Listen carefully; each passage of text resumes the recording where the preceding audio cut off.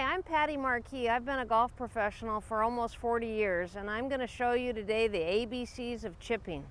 Chipping is the most important shot in golf that's practiced the least. So even if you hit it like Jason Day and you're right in front of the green in two, and then you fling it back and forth across the green, it doesn't matter if you hit it well. So part A is understanding how the ball gets airborne. Most people think you need a little wrist action to flip it up there, but that's not going to work. If you scrape the sole of the club on the ground with zero wrist action, the ball will pop up in the air. So I want you to take a broken tee.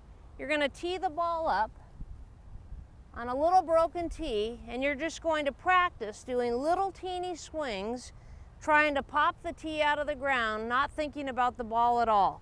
I want your hands all the way down the grip, right at the bottom, and your right hand and your left hand are holding on equally tight. Feet are really close together. I'm tilted over and my arms are hanging down with zero wrist action, and all I want you to do is pop that little broken tee out of the ground.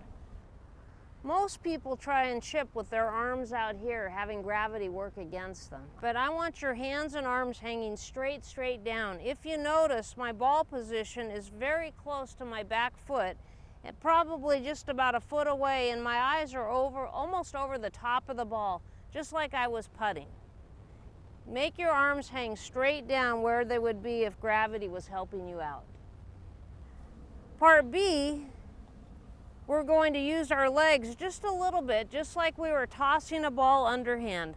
The hole is the target, so if I was tossing a ball underhand, my right hand and my right knee would go forward at the same time. I want the ball position a little bit closer to your back foot. Feet are really close together, just a little bit wider than the actual length of the club head. A little bit of an open stance, and my feet are turned out slightly. My arms are as close to my body as I can get them. If you look at Phil Mickelson, when he chips, his hands are almost sitting on his legs. And my arms and the shaft of the club are making a lowercase y.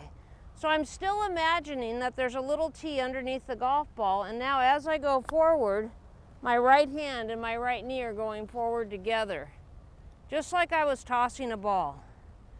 So feet close together, lowercase y, choke down on the club, go forward. Part C is direction and distance. At 25 yards, if this club is 1 degree off, the ball will be 18 inches offline. Most people try to imagine a perpendicular line coming off the face, and that's tricky. But if you look at these vertical lines that go up and down, get those vertical lines going straight out towards the target, that's a little easier to see. And the distance you take the club back will determine how far the ball is going to go and what club you choose to chip with. So if this is a great big clock, this is high noon and this is 6, a little baby chip, I would go from about 7 to 5. So here's a baby chip, 7 to 5. A little longer chip, I'm going to go 8 to 4. And a little longer chip, I'm going to go 9 to 3. And I'm not trying to hit it harder, I'm letting the momentum of the club take it. And as you noticed, if that ball had been teed up, I would have popped that little broken tee out of the ground every single time with zero wrist action.